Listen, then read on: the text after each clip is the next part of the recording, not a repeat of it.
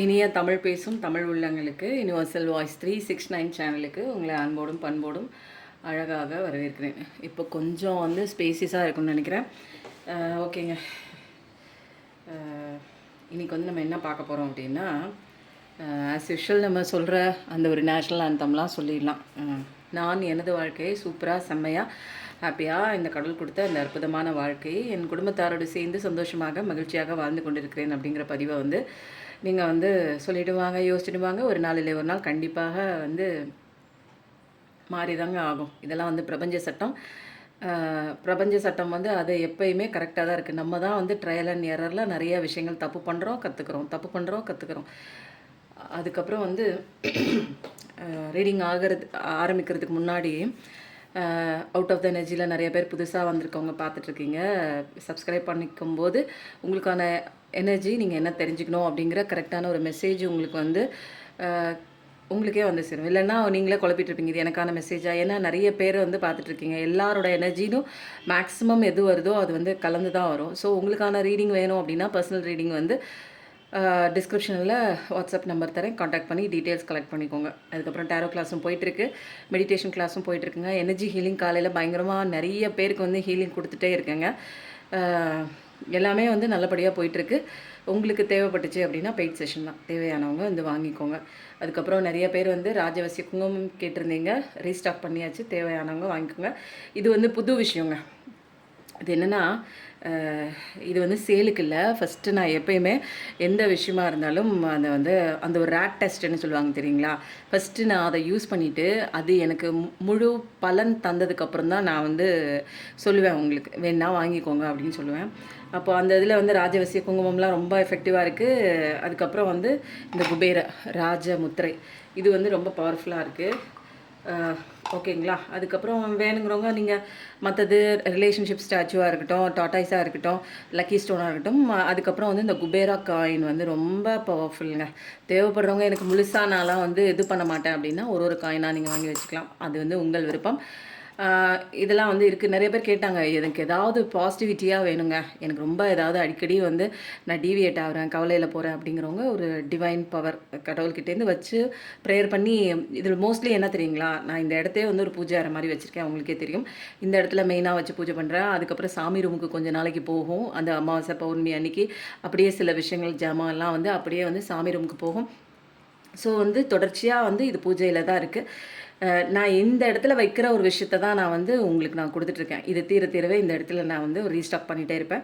ஓகேங்க. இப்போ வந்து இது என்ன அப்படின்னா, இது வந்து என்னென்னா விஷ் ஃபுல்ஃபில்மெண்ட் பிரமிடுங்க இதுக்கு பேர். நீங்கள் ஆசைப்பட்ட அத்தனை விஷயங்களும் நடக்கும் அப்படின்னு சொன்னாங்க. இது வந்து என்னென்னா பிரமிடுக்கே உங்களுக்கு வந்து அந்த ஒரு பவர் இருக்குது. அதில் வந்து இது என்னென்னா, உள்ளே வந்து காப்பர் பிளேட்டு, அந்த ஒரு எண்ணிக்கை கணக்கில் இந்த மாதிரி ஒரு பூ மாதிரி எழுதியிருக்காங்க. அதெல்லாம் அது வந்து அட்ராக்ட் பண்ணுற, நீங்கள் என்ன ஆசைப்படுறீங்களோ அந்த விஷயம் உங்களை தேடி வரதுக்கு உண்டான ஒரு அட்ராக்ஷன் பண்ணுறதுக்கு அந்த ஃப்ளவர் டிசைன் என்னமோ வரைஞ்சிருக்காங்க. அதுக்கப்புறம் இது மேலே இருக்கிறது வந்து காப்பர். இந்த காப்பர் தான் இந்த பிரமிடுக்கு வந்து மெயினான ஒரு விஷயம். என்னென்னா, இந்த காப்பர் மூலமாக இந்த இடத்துல வந்து நிறையா வந்து ஒரு குட்டி குட்டி பிரமிடு இருக்குங்க. இது தெரியுதான்னு தெரில, நான் இது பண்ணி காட்டுறேன் பாருங்க. குட்டி குட்டி பிரமிடு. இதுக்கு மேலே வந்து நம்ம ஆசைப்படுற விஷயம் நடக்கும் அப்படின்னு கண்டிப்பாக நினச்சிட்டு நம்ம இதில் வச்சுட்டு நம்ம வந்து என்ன பண்ணணும், ஒரு 48 டேஸ்க்கு வந்து இது இப்படியே நீங்கள் மூடி வச்சுருங்க. நீங்கள் இதை வந்து எடுத்தெல்லாம் பார்க்க தேவையே இல்லை. இதை மூடி வச்சுட்டு நீங்கள் இதை வந்து அடிக்கடி வந்து நீங்கள் காலையில் எந்திரிச்சு ஃப்ரெஷ்அப் ஆகிட்டு இதை நீங்கள் கையில் பிடிச்சி, என்னுடைய ஆசைகள் பிரபஞ்சத்துக்கு போயிடுச்சு, நிறைவேறிட்டுருக்கு, எல்லா அதுக்கு உண்டான விஷயங்கள் பிரபஞ்சம் பார்த்துட்ருக்கு அப்படின்னு சொல்லிவிடுங்க. இதே வந்து நைட்டும் வந்து நீங்கள் கையில் எடுத்து சொல்லலாம். எப்பப்பெல்லாம் நேரம் கிடைக்குதோ எனக்கு கிடைச்சிருச்சு அப்படிங்கிற மாதிரி ஒரு விஷுவலைசேஷன் நீங்கள் சந்தோஷமான உணர்வுகளை கடவுள்கிட்ட கொடுங்க. இது வந்து நான் என்னென்னா இது வச்சுருக்கேன், இது செக்கிங்கில் தான் இருக்குது, டெஸ்ட் பண்ணிட்டு தான் இருக்கேன். ஓகே ஆயிடுச்சு அப்படின்னா கண்டிப்பாக நான் உங்களுக்கு சொல்கிறேன், நீங்கள் தேவைப்பட்டால் வாங்கிக்கோங்க. ஏன்னா எல்லா விஷயமும் அனாவசியமாக வாங்க தேவையில்லை. ஒரு விஷயம் வந்து பெர்ஃபெக்டாக இருக்குதுன்னு நான் சொன்னதுக்கப்புறம் நடந்திருக்கு அப்படின்னா அந்த விஷயத்த வந்து நீங்கள் ஃபாலோ பண்ணுங்கள். இப்போ வந்து இது சேல் கிடையாது, இது என்னோடய ஓன் பர்பஸ். உங்களுக்கு இது நான் வாங்கி வச்சுருக்கேன் அப்படிங்கிறத ஒரு விஷயம் காட்டுறதுக்காக நான் சொன்னேங்க. இப்போ வந்து நம்ம ரீடிங்குள்ளே போயிடலாம். மூச்சு காற்று உள்ள இழுக்கும்போது ஒரு பாசிட்டிவிட்டி, நேர்மறையான எண்ணங்களை உங்களுக்குள்ளே போவதாக ஒரு சின்ன கற்பனை பண்ணிக்கோங்க. வெளியில் போகும்போது எதிர்மறையான எண்ணங்கள், எல்லாம் தேவையில்லாத குப்பைகள் ஆம்புலன்ஸ் சவுண்ட் வந்துச்சு. ஸோ வந்து நல்ல விஷயம், நல்ல காலம் வந்துருச்சு. யாருக்கோ பர்ட்டிகுலராக போய் சேர வேண்டிய ஒரு விஷயம். தேவையில்லாமல் கவலைப்பட்டுட்டு இருக்கீங்க. பைரவரோட வாய்ஸும் இருக்குது. தேய்பிரை அஷ்டமி அன்னைக்கு பைரவருக்கு போய் விளக்கு போடுங்க. பௌர்ணமி பூஜை கலந்துக்கோங்க. பௌர்ணமி பூஜை அன்றைக்கி அம்மன் கோயிலில் போய் பூஜையில் கலந்துக்கோங்க. அது மட்டும் இல்லாமல் நாளைக்கு சனி பிரதோஷம். நாளைக்கு இல்லை, இன்றைக்கி தான் சனி பிரதோஷம். அதனால் சனிக்கிழமை அன்றைக்கி சிவன் கோயிலில் போய் அந்த நந்தியோடைய அந்த அபிஷேகம், அந்த ஒரு பூஜையெல்லாம் கண்ணார பாருங்கள். அபிஷேக பால் கிடச்சிச்சின்னா வாங்கி அருந்துங்க. இப்போ இந்த மாதிரி செய்ய உங்களுடைய அந்த கவலைகள் இதெல்லாம் வந்து கொஞ்சம் கொஞ்சமாக விலக ஆரம்பிக்கும். கான்ஃபிடென்ட்டாக எந்த விஷயமா இருந்தாலும் பண்ணுங்கள்.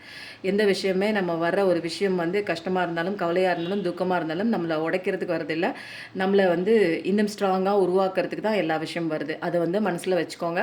ஸோ வந்து எதுக்காகவும் உடஞ்சி போகாதீங்க. ஏன்னா இங்கே வாழ்க்கையை வந்து நம்ம வாழ்கிறதுக்கு தான் ஃபஸ்ட்டு இங்கே வந்திருக்கோம். அதை மட்டும் மைண்டில் வச்சுக்கோங்க. ஓகேங்களா? இன்றைக்கி வந்து நம்ம என்ன பண்ண போகிறோம் அப்படின்னா, இன்றைக்கி ஃபஸ்ட்டு எந்த கடவுளோட ஒரு மெசேஜ் வருது அப்படிங்கிறது தான் நான் சீக்ரெட்டான எடுக்கணும் இல்லைங்களா?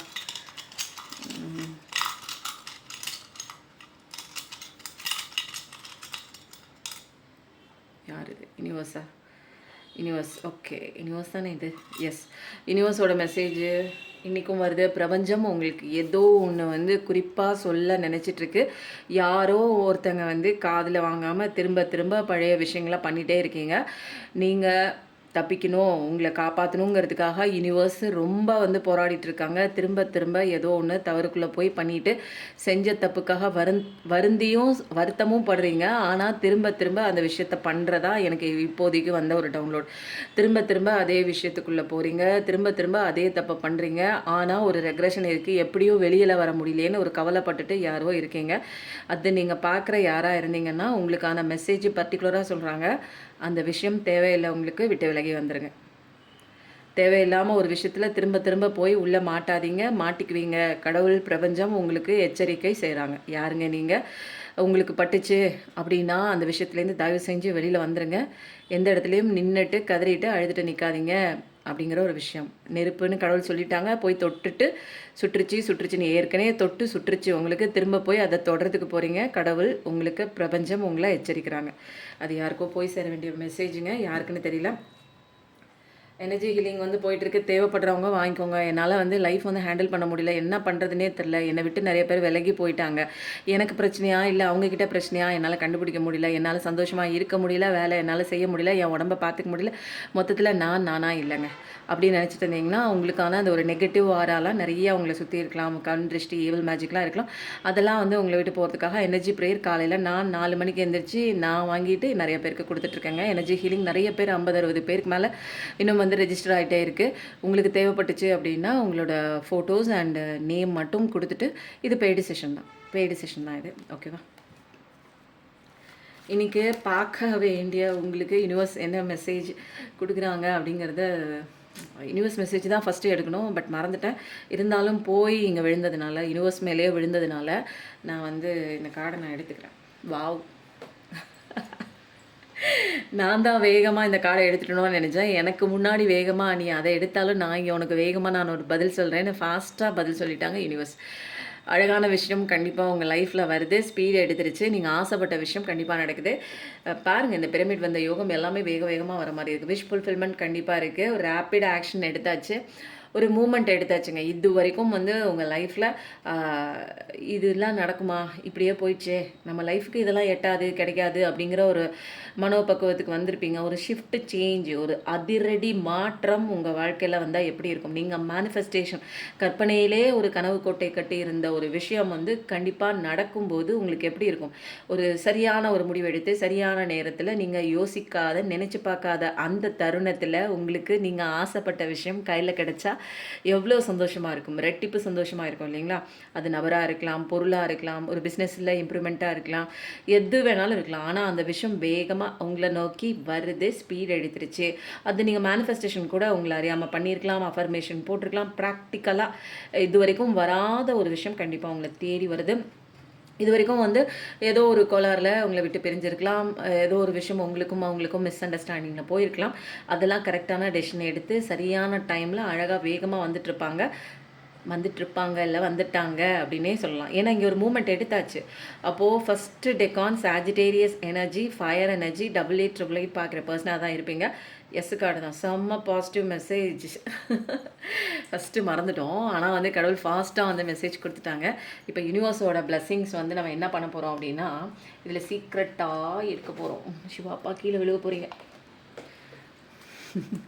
நம்ம தான் கீழே விழுவோம். சிவாப்பா எப்படி கீழே விழுவார் இல்லைங்களா? நம்மளை தான் காப்பாற்றுறதுக்கு அவர் வருவார். இன்றைக்கி வந்து ஏஞ்சல் மெசேஜ் வந்து எனர்ஜி பவர் பாயிண்டில் வச்சாச்சு. 1 2 3 ஓகேவா? இந்த வந்து எனர்ஜி கார்டு வந்து நான் எப்போ ரிவீல் பண்ணுவேன்னா, மெதுவாக தான் ரிவீல் பண்ணுவேன். அது அங்கேயே இருக்கட்டும், இது இங்கே இருக்கட்டும். இப்போ அடுத்தது வந்து நீங்கள் தெரிஞ்சுக்க வேண்டிய விஷயம் என்ன அப்படிங்கிறத பார்க்கலாம். ஓகேங்களா?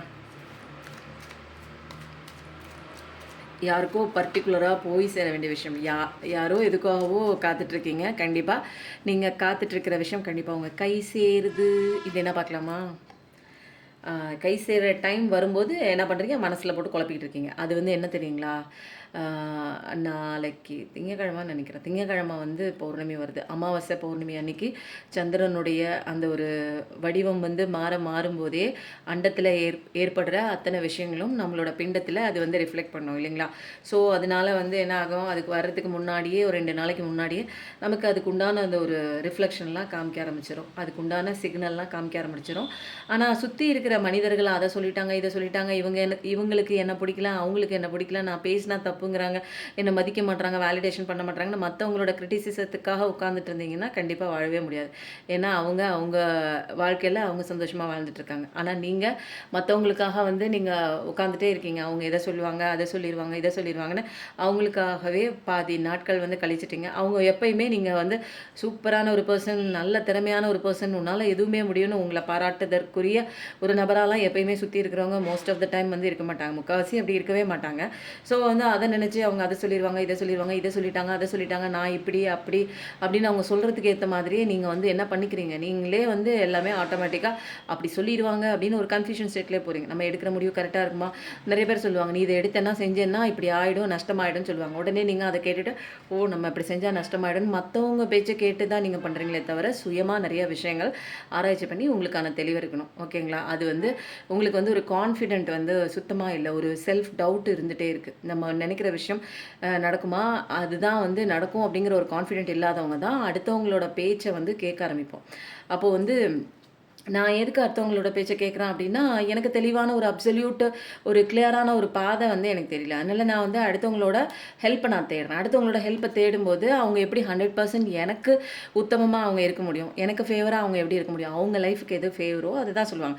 நம்ம முக்கியமாக வந்து டெசிஷன் கேட்குறது எதுன்னா, நமக்கு நெருங்கிய நபர்கள் தான். நெருங்கிய நபர்கள் வந்து நமக்கு எப்பயுமே வந்து நல்லது பண்ணுவாங்க அப்படிங்கிற நிறைய அப்படி ஒரு பாசிபிலிட்டியில் நிறைய பேர் இருக்கிறதே இல்லை. நமக்கு நெருங்கினவங்க தான் நிறைய பேர் துரோகம் பண்ணுவாங்க, நம்பிக்கை துரோகம் பண்ணுவாங்க, ஏமாற்றுவாங்க. அப்போது அப்படி இருக்க சுச்சுவேஷனில் அவங்க சொல்கிறது தான் நினச்சிக்கிட்டு நீங்கள் ஃபீல் பண்ணிட்டு இருந்தீங்க. கரெக்டான ஒரு பவுண்டரிஸ் இல்லை உங்களுக்கு. இவ்வளோ தாங்க லிமிட் அடுத்தவங்களுக்கு, அவ்வளோதான். அந்த இடத்துல நின்று அவங்க எது வேணாலும் சொல்லட்டும், கேளுங்க. பட் அதையே வந்து ஐயோ அவங்க அப்படி சொல்லிட்டாங்க, இப்படி ஆகிடும் அப்படி ஆகிடும் மைண்ட் செட்டில் போட்டு நடக்காத விஷயத்தை திங்க் பண்ணி அவங்க சொன்ன விஷயத்தையே நினச்சி அதை நடக்க வச்சிடுறீங்க நீங்கள். ஓகேங்களா? அந்த மாதிரி கன்ஃபியூஷன்லாம் வேணாம். 18 பார்க்குற பர்சனாக இருப்பீங்க. இந்த மாதிரிலாம் குழப்பத்தில் இருந்தீங்கன்னா இந்த நல்ல விஷயம்லாம் எப்படி வரும்?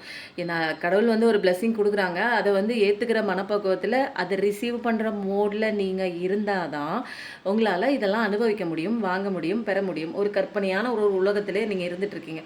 கனவு கண்டுக்கிட்டு நீங்களே ஒரு உலகத்தில் அவங்க எது சொன்னாங்களோ அதை வந்து ஃபில்டர் பண்ணி அதை ஒரு படமாக்கிட்டு ஓட்டிக்கிட்டு இருக்கீங்க. நிறைய இன்ட்யூஷன் மெசேஜஸ்லாம் இருக்குது. பயம் பயம் பயம் பயம். அந்த தென்னாலி படத்தில் வர மாதிரி ரொம்ப பயப்படுறீங்க, ரொம்ப கான்ஃபிடென்ட் இல்லை.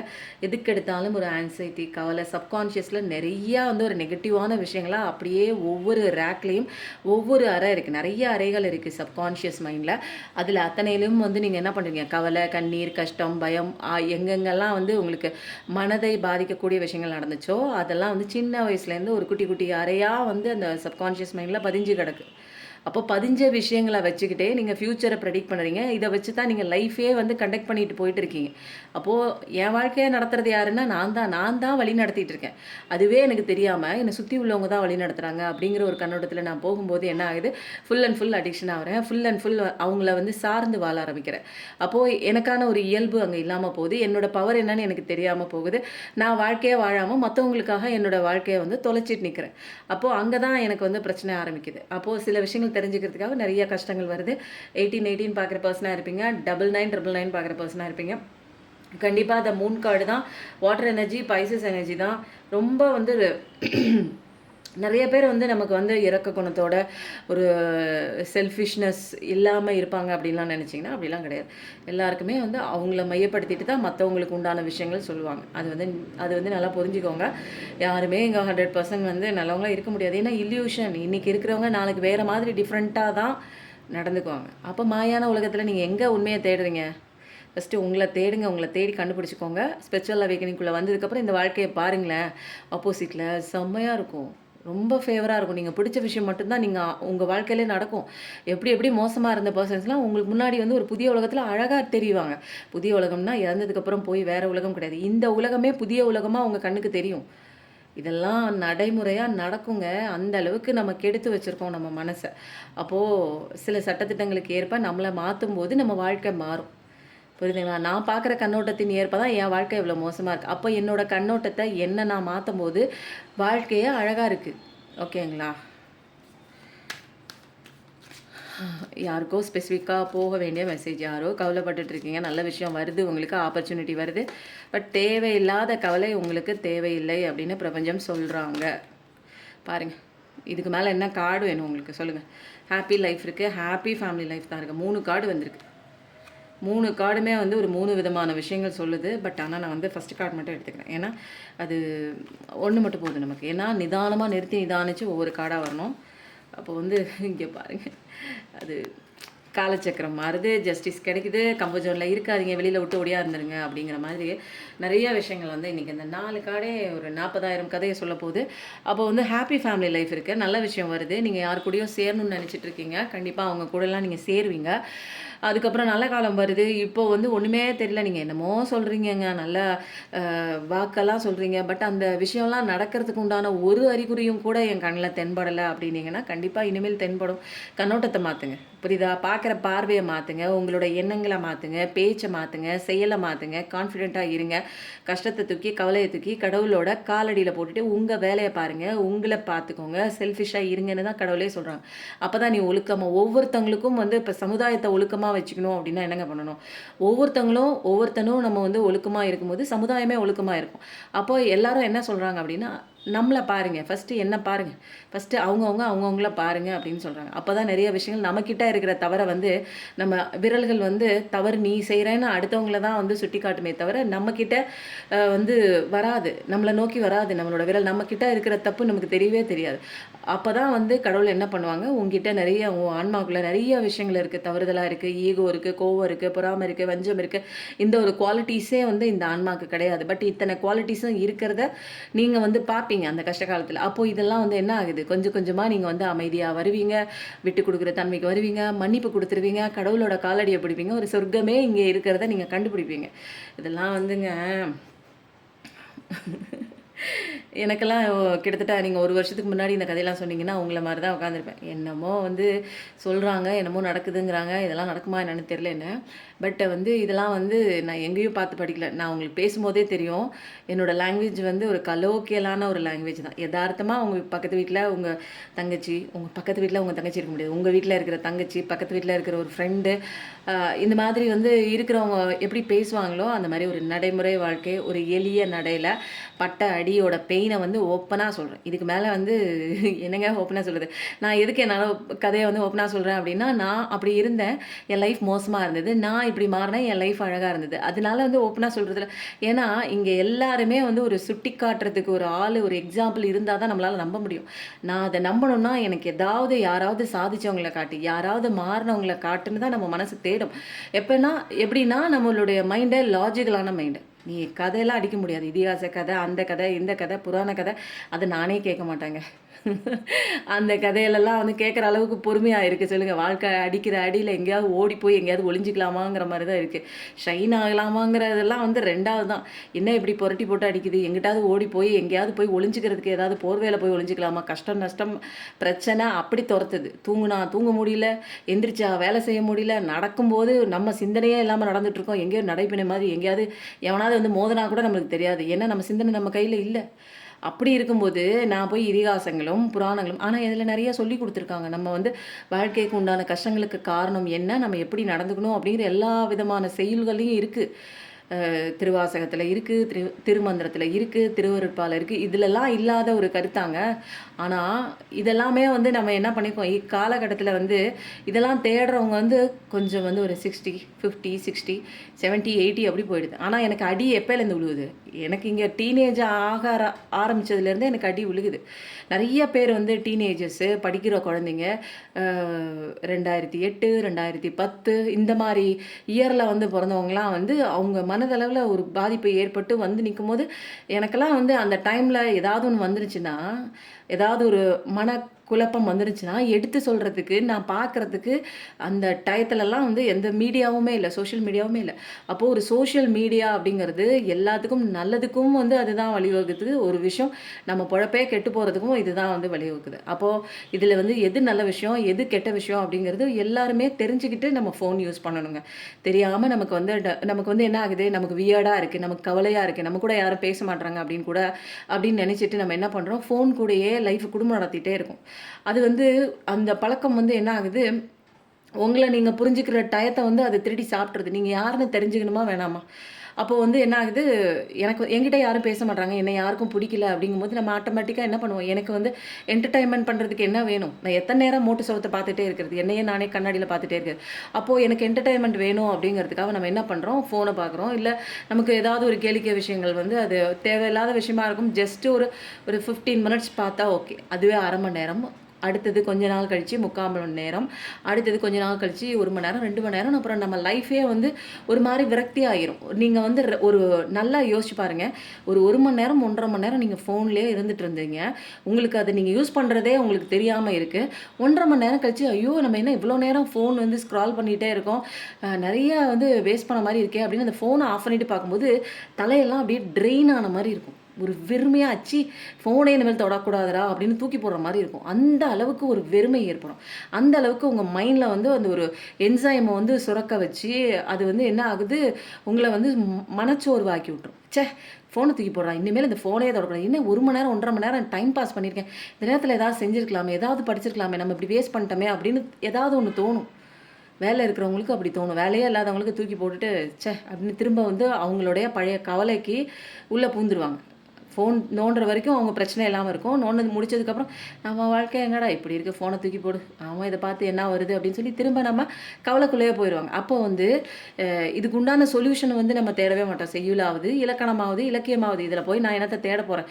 அப்போ வந்து அவங்க சொன்ன வாக்கியங்கள் எல்லாம், அந்த நம்ம முன்னோர்கள், நம்மளுடைய அந்த ஒரு தேவ தூதர்கள், ஏஞ்சல்ஸா இருக்கட்டும், அப்புறம் வந்து சித்தர்களா இருக்கட்டும், இவங்கலாம் நெறைய சொல்லிட்டு போயிருக்காங்கல்ல. புலிப்பாணி, சித்தருங்கிறாங்க.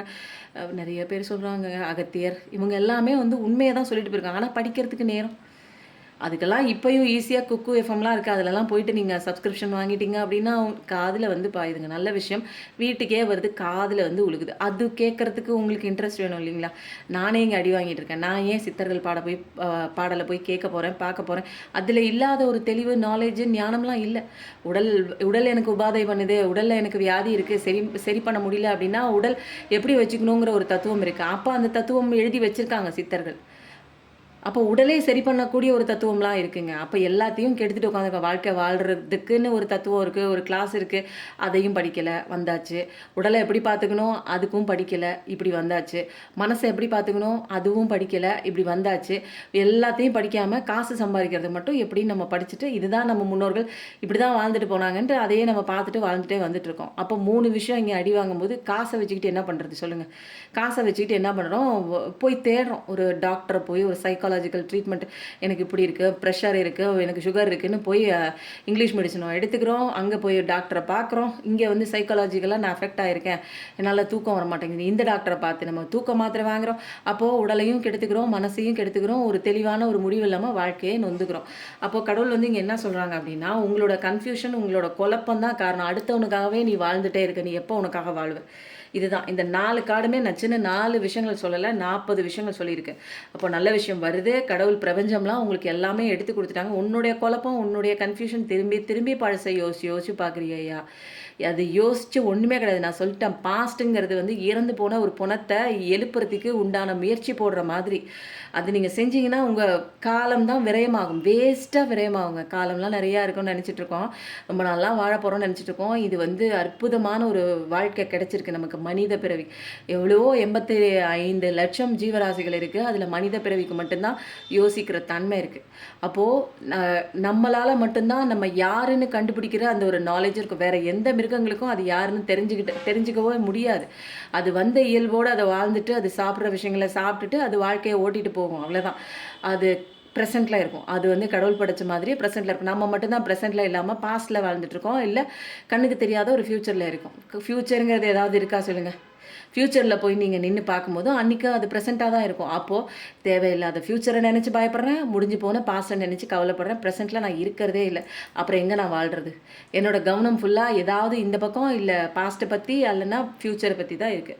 அப்போது அழகான ஒரு காலமே மாறுது, உனக்கு ஹாப்பி லைஃப் இருக்குது, நீ நினச்சி ஆசைப்பட்ட விஷயங்கள்லாம் அந்த நபர் கூட சேருவேன், ஹாப்பியான ஒரு ஃபேமிலி இருக்குது, இந்த லவ் வந்து இணக்கத்தை தான் சேரும், கடவுளோட பிளெஸிங் இருக்குது, அழகான ஒரு ரிலேஷன்ஷிப்பு தான். அலைன்மெண்ட் கொண்டு வாங்க, பாடி மைண்டுன்னு சொல்லி அலைன்மெண்ட் கொண்டு வரதுக்கு தான் இந்த கஷ்டத்தில் வந்து நிற்கிறீங்க. அப்போது இங்கே சரி பண்ண வேண்டியது, நிறைய பேர் நினைக்கிறாங்க, ஏங்க என் புருஷன் பிரச்சனை பண்ணுறான், என் பிள்ளை பிரச்சனை பண்ணுது, என் பொண்டாட்டி பிரச்சனை பண்ணுறான், என் வேலை செய்கிறவன் பிரச்சனை பண்ணுறான், என் பக்கத்து வீட்டுக்காரன் பிரச்சனை பண்ணுறான், என் ஃப்ரெண்டு பிரச்சனை பண்ணுறான், நீங்கள் பாட்டுக்கு என்ன சரி பண்ணு, நீங்கள் சரியாகுங்கன்னு சொல்லிகிட்டே இருக்கீங்களே, இது எங்கேயாவது நியாயமாக இருக்காங்க? ஏங்க நானே நொந்து போயிருக்கேன், நூடுல்ஸாக போகிறேன், நான் என் வாழ்க்கையில் வாழவே இல்லை, எங்கிட்டாவது உளுந்துருவோம் போல இருக்குது. அந்த அளவுக்கு வந்து ரொம்ப வந்து வீக்காக போயிட்டாங்க, மைண்ட் அளவுலையும் உடம்பளவையும் வீக்காக போயிட்டேன். இப்போ போய் நீங்கள் நான் வந்து இன்னொருத்தங்க சரியில்லைன்னு வந்தால் நீங்கள் சரியில்லைன்னு என்னை சொல்லும்போது என்னால் ஏற்றுக்கவே முடியலைங்க. என்னங்க கதை அடிக்கிறீங்க அப்படிங்கிறீங்க. பட் உண்மை வந்து இதுதான். ஆரம்பத்தில் நானும் உங்களை மாதிரி தான் நினச்சிட்டு இருந்தேன், சுற்றி இருக்கிறவங்க தான் காரணம்னு. அதுக்கப்புறம் தான் தெரிஞ்சிச்சு, அடித்து உதச்சி நான் சொன்னால் கேட்க மாட்டீங்க. சிவாப்பா வந்து சொல்லுவார், எல்லாருக்கும் சிவாப்பா வந்து சொல்கிறதுக்கு தயாராக இருக்கார். பட் வந்து நீங்கள் வந்து சரணாகதிக்குள்ளே போனால் தான் அவரும் வருவார். எனக்கு வந்தவர் உங்களுக்கு வர மாட்டாரா? ஆரஞ்சு சவுண்டு கண்டிப்பாக வருவார். ஓகேங்களா? அந்த அடி உதையெல்லாம் நீங்கள் கடவுள்கிட்டே அடி வாங்கி கற்றுக்கோங்கன்னு தான் நான் சொல்கிறேன். அது இன்னும் நல்லாயிருக்கும். ஏன்னா அந்த அடி வந்து மறக்காது. அது ஒரு உணர்வு நல்லா இருக்குங்க. நீங்கள் ஃபீல் பண்ணி பாருங்கள். நீங்கள் எந்த கடவுளை கும்பிட்டாலும் சரி, அந்த கடவுளே உங்களுக்கு வந்து புரிய வைப்பாங்க. அன்பாக புரிய வைப்பாங்க, சொல்லி புரிய வைப்பாங்க, வேகமாக அடிப்பாங்க. அதெல்லாம் வாங்கி தான் ஆகணும். இல்லைன்னா வந்து நம்ம திருந்த மாட்டோம். நம்ம எப்போ பார்த்தாலும் ஏதாவது ஒரு விஷயம் அழுது நம்மளுக்கு வந்து ஒரு குழந்தை வந்து அழுதுகிட்டே இருக்க ப்ராக்டிஸ் ஆகிடுச்சு. அதுக்கு எது கொடுத்தாலுமே அழுகும். அது சிரிக்கவே மறந்துட்டு அதுவே வந்து அது பழகிடுச்சு. கொஞ்ச நாளாக அந்த பழக்கம் வந்து என்ன ஆகிடுச்சு, இதே வாழ்க்கை தத்துவமாக அது நம்ம எப்போயுமே அழுதுகிட்டே இருக்கணும். கிடைச்சாலும் அழுகுது, அது வாயில் பசியோடு இருக்கும்போது பாலை தூக்கி, பால் பாட்டில் தூக்கி வாயில் வச்சாலும் அழுகுது, வாயில் வைக்கலைனாலும் அழுகுது, அதுக்கு பிடிச்ச விஷயத்த பொம்மை வாங்கி கொடுத்தாலும் அழுகுது, பொம்மை வாங்கி கொடுக்கலனாலும் அழுகுது. அப்போ அதே மாதிரி ஆயிடுச்சு. அப்போ வந்து கடவுள் வந்து என்ன சொல்றாரு, உனக்கு நல்ல விஷயம் கொடுத்தாலும் அழுகிற, நல்ல விஷயம் வந்து உனக்கு கிடைக்காத காரணம் இதுதான், இந்த பக்கம் மாறிக்கோன்னு சொன்னாலும் அப்பயும் அழுகுற, உனக்கு வாய்ப்பும் கொடுக்குறேன், உனக்கு பிளஸ்ஸிங்கும் கொடுக்குறேன், மூவ் ஆன் பண்ணி போகிறதுக்கு வழியையும் காட்டுறேன், தவறான பாதையில் நிற்கிறேன்னு எல்லாமே செஞ்சாலும் நீ அழுகிறதையே குறிக்கோளாக வச்சுக்கிட்டு இருக்க. ஏன்னா உனக்கு அது பழகி போச்சு. இந்த கஷ்டத்துக்குள்ளேயே இருக்கிறதையே பழகி போன உனக்கு நல்ல விஷயம் சொன்னால் எடுத்துக்கிறதுக்கு உனக்கு அவ்வளோ சீக்கிரம் நீ வரமாட்டேங்கிற. அம்மா சரியான டவுன்லோடுங்க, சரியான டவுன்லோட். யாருக்கோ வந்து பர்டிகுலராக குழப்பிக்கிட்டு இருக்கீங்க பாருங்கள், தேவையில்லாத டவுட்டு குழப்பிக்கிட்டு டிப்ரெஷனில், ஆன்சைட்டியில், ஸ்ட்ரெஸ்ஸில் கூடிய சீக்கிரத்தில் இப்படியே போயிட்டு இருந்தீங்கன்னு வச்சுக்கோங்க, லைஃப்பில் வாழவே முடியாது. அப்புறம் ஹாஸ்பிட்டலாக போய் ஸ்ட்ரெஸ்ஸு, பிபி, சுகர்னு மாத்திரை வாங்கி போடுற மாதிரி இருக்கும். ஓகேங்களா? தேவையில்லாமல் மைண்டை போட்டு அஃபெக்ட் பண்ணாமல் ஃப்ரீயாக விடுங்க. நீங்கள் தான் இங்கே முக்கியம். சந்தோஷமாக ஜாலியாக இருங்க. ஆட்டோமேட்டிக்காக பிரபஞ்சத்தில் உங்கள் வாழ்க்கையில் என்ன நடக்கும், நீங்கள் தூங்குனீங்கனாலும் இங்கே பிரபஞ்சம் அது வேலையை பண்ணிட்டு தான் இருக்குது. படைச்சவனுக்கு தெரியும் படைக்கப்பட்ட பொருளுக்கு எந்த நேரத்தில் எது கொடுக்கணும்னு. அப்போ நீங்கள் ரொம்ப ஃபீல் பண்ணிட்டலாம் உங்கள் வாழ்க்கையை நீங்கள் தான் சரி பண்ண போகிறீங்க, நான் தான் இங்கே எல்லாம் இங்கே நமக்கெல்லாம் ஒன்றுமே இல்லை, நமக்கு பார்ட் ரோல்லாம் கிடையாது. உங்களுக்கு கொடுத்த ரோலில் நீங்கள் ஒழுங்காக நீங்கள் சந்தோஷமாக பாசிட்டிவிட்டியாக இருந்தால் போதும். மற்ற ரோலை திருத்துறேன், மற்றது ஏன் அப்படி பண்ணுது, மற்றது ஏன் இப்படி நடிக்குது, மற்றது ஏன் என்னை இப்படி குத்துது அப்படின்னு இந்த மாதிரிலாம் நீங்கள் யோசிக்க தேவையில்லை. நீங்கள் உங்களை மட்டும் பார்த்துக்கிட்டா போதும்னு கடவுள் சொல்கிறார். அடுத்ததுங்க, இன்றைக்கி வந்து நம்ம என்ன பண்ணலாம், எங்கேங்க அந்த காடை காணோம், அந்த இருக்குது. சில நேரம் கண்ணுக்கு முன்னாடியே நமக்கு ஒரு பிரச்சனைக்கு உண்டான தீர்வு இருக்கும், ஆனால் நம்ம கண்ணுக்கு தெரியாது. அது மறைத்து வைக்கப்பட்ட ஒரு பொருள் மாதிரி ஆகிடும். அது வந்து தீர்வாக இருக்கலாம், அல்லது வந்து ஒரு பாசிபிலிட்டியாக இருக்கலாம், அல்லது நம்ம தேடுற ஒரு வாய்ப்பாக கூட இருக்கலாம். கண்ணுக்கு முன்னாடியே இருக்கும், ஆனால் எனக்கு வந்து அதை வந்து கண்ணுக்கு தெரியல. பாருங்கள், இந்த காடு இங்கே தான் இருக்குது, இதுதான் நான் உங்களுக்கு நீ காமிக்கணும்னு நினச்சேன். இது வந்து நத்திங் பட் வந்து ஸ்பிரிச்சுவல் அனிமல் கைட்ஸ். இன்றைக்கி வந்து எந்த ஸ்பிரிட் அனிமல்ஸ் வந்து உங்களுக்கு கைடன்ஸ் கொடுக்குறாங்க அப்படிங்கிறத பார்க்கலாமா? இன்றைக்கி நம்ம தலைமையில் இருக்கிற நம்மளுக்கு பாதுகாப்பு கொடுக்குற அந்த கைடன்ஸ் கொடுக்குற அந்த ஸ்பிரிட் அனிமல்ஸ் யாருன்னு இன்றைக்கி நம்ம பார்க்க போகிறோம். விஸ்டம்.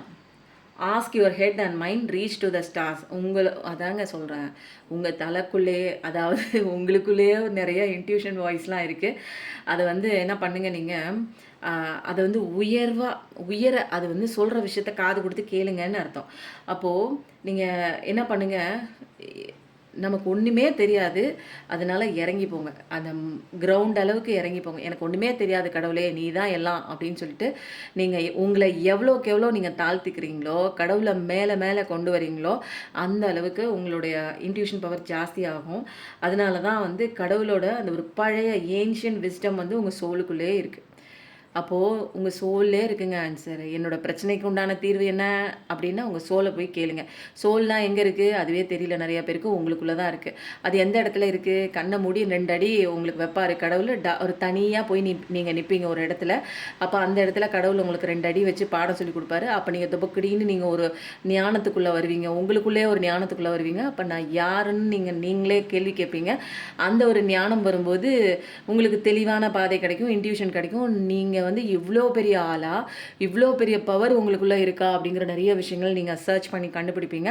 அந்த நேரத்துலேருந்து உங்களுக்கு இன்ட்யூஷன் வாய்ஸ் நிறையா நல்ல சத்தமாக வந்து பேசுகிறத உங்களால் கேட்க முடியும்.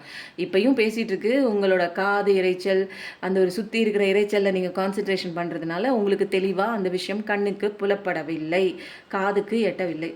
அப்போ வந்து என்ன ஆகுது, நிறைய ஆன்செஸ்டர்ஸ் நமக்கு முன்னாடி வாழ்ந்த, உங்களுக்கு முன்னாடி வந்த ஆன்மாக்கள், அதாவது முன்னோர்கள், இவங்க எல்லாமே உங்கள் மூலியமாக பேசுகிறாங்க. உங்களுக்கே அது தெரியுங்க, ஏங்க போய் வெளியில் தேடுறீங்க?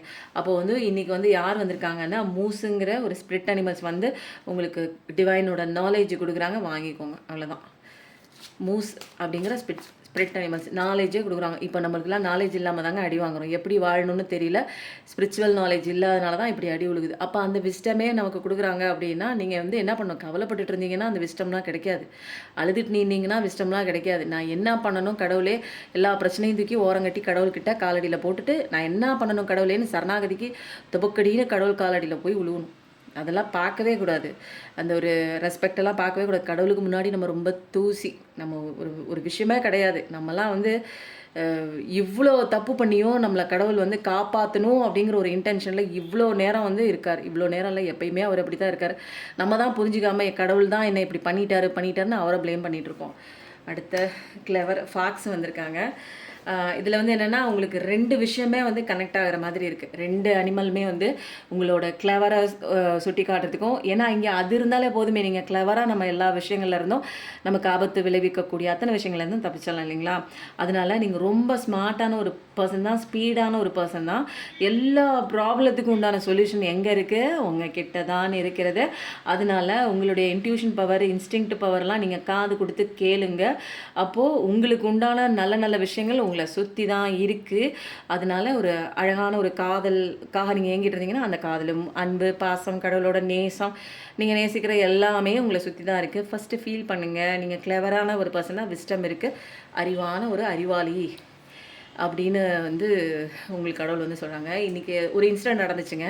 நான் வந்து என்ன நினச்சேன், ரொம்ப கிளவராக சில நேரம் என்ன பண்ணுவேன், அப்போவே ஐயோ சார்ஜ் போயிடுச்சே ஃபோனில் அப்படின்னு சொல்லிட்டு ப்ளக் பாயிண்ட் அந்த சுவிட்செல்லாம் அமுக்கி விடுவேன். அந்த ப்ளக் வந்து லூஸாக இருக்கும், அந்த ப்ளக்கை அமுக்கி விட்டுருவேன். இதையும் வந்து கனெக்ஷன் பண்ணிவிட்டு என்ன பண்ணுவேன், அழகாக வந்து உட்காந்து வேலையை பார்க்க ஆரம்பிச்சிடுவேன். அப்போ வந்து டக்குன்னு இப்படி இந்த பக்கம் மேலே பார்க்கும்போது தான் தெரியுது, எல்லாம் பண்ணிவிட்டு மண்டையில் இருக்கிற கொண்டையில் மண்டை மேலே இருக்கிற கொண்டையை மிஸ் பண்ணிட்டோம் அப்படிங்கிற மாதிரி சுவிட்ச் போடாமல் வந்திருப்பேன்.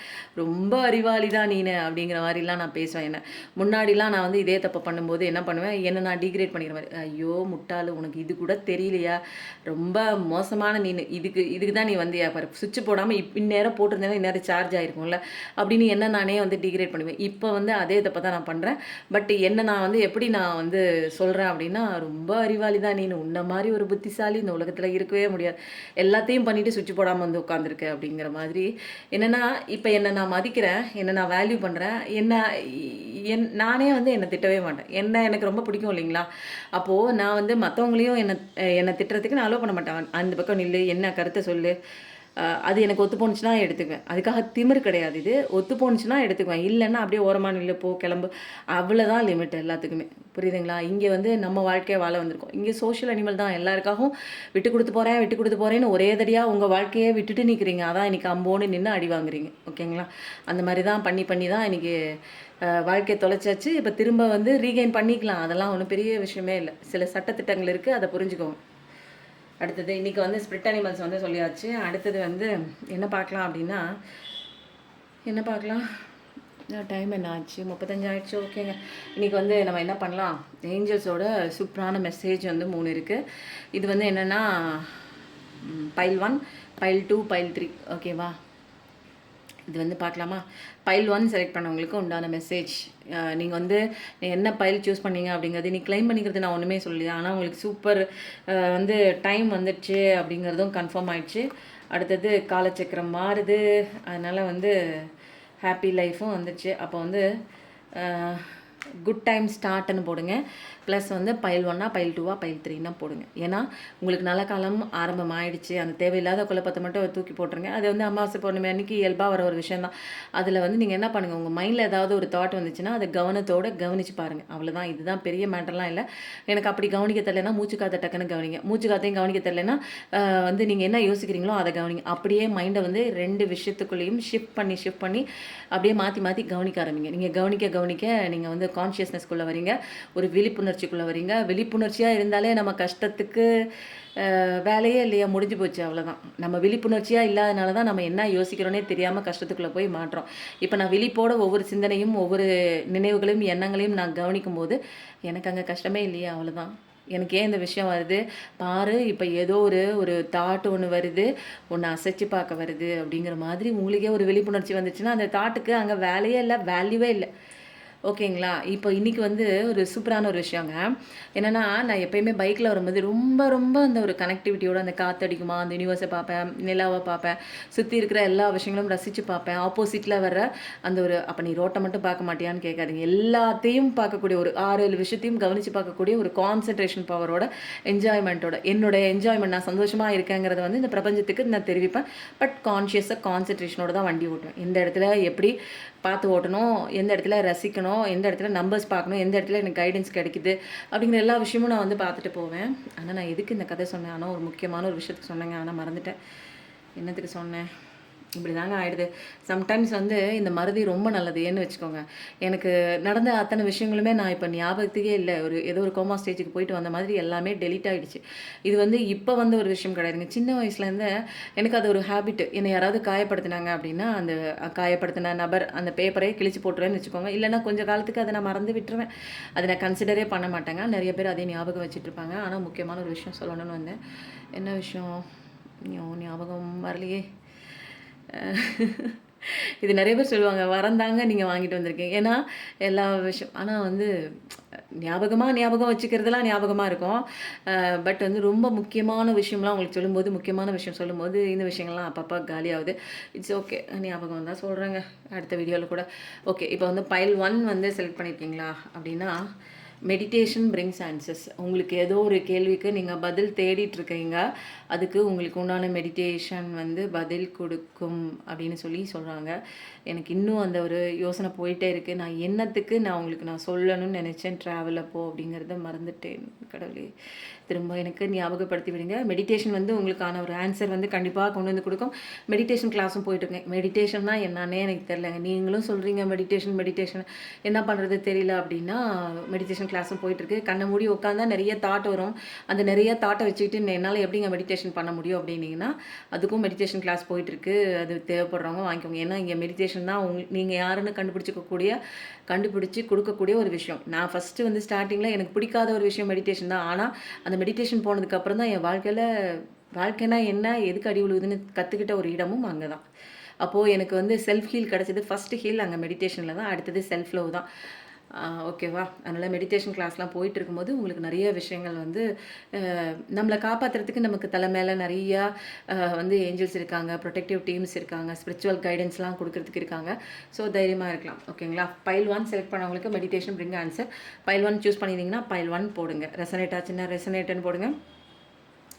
இது வரைக்கும் இன்னும் எனக்கு மனசில் வரமாட்டேங்குது. பைக்கில் நான் வந்து என்ன பண்ணுவேன் வந்து போகும்போது எல்லா விஷயத்தையும் வந்து நோட் பண்ணிட்டு தான் போவேன். ஐயோ என்ன சரி விடுங்க. பைல் 2 செலக்ட் பண்ணவங்களுக்கு வித்தின் த நெக்ஸ்ட் ஃபியூ வீக்ஸில் நீங்கள் ஆசைப்பட்ட விஷயம் ஒரு நடக்குமான்னு ஏதாவது ஒரு மைண்டில் போட்டு தாட் போட்டு குழப்பிட்டு இருந்தீங்க அப்படின்னா, ஒரு சில வாரங்களில் நீங்கள் ஆசைப்பட்ட விஷயம் கண்டிப்பாக நடக்குதுங்கிற கன்ஃபர்மேஷன் தான். பைல் 2 யார் யார் நீங்கள் செலக்ட் பண்ணீங்களோ அதை வந்து சொல்லுங்கள். ஓகேங்களா? அடுத்தது பைல் 3 கெட் மோர் இன்ஃபர்மேஷன். இன்னும் நிறைய இன்ஃபர்மேஷன் இருக்கிறது, தெரிந்து கொள்ளுங்கள். வாழ்க்கை எப்படி வாழ்வதென்று ஒரு சில சட்டங்கள் இருக்குது. உங்களை சுற்றி நிறைய இன்ஃபர்மேஷன் இருக்குது. அது பிஸ்னஸ்க்கு ரிலேட்டடாக இருக்கலாம். அது ரிலேட்டடாக நீங்கள் வந்து நிறைய இன்ஃபர்மேஷன் கலெக்ட் பண்ணிக்கோங்கன்னு சொல்லலாம்.